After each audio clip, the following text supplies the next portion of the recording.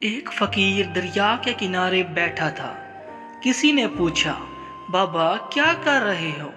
فقیر نے کہا، انتظار کر رہا ہوں، مکمل دریا بہہ جائے تو میں اسے پار کروں۔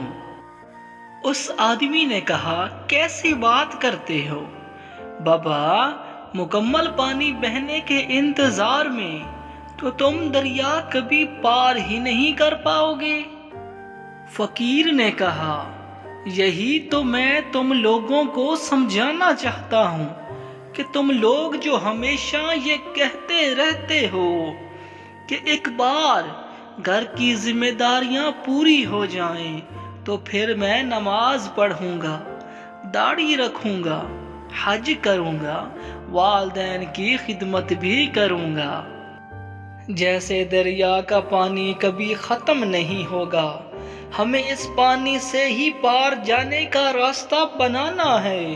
اسی طرح زندگی ختم ہو جائے گی، پر زندگی کے کام اور ذمہ داریاں کبھی بھی ختم نہیں ہوں گی۔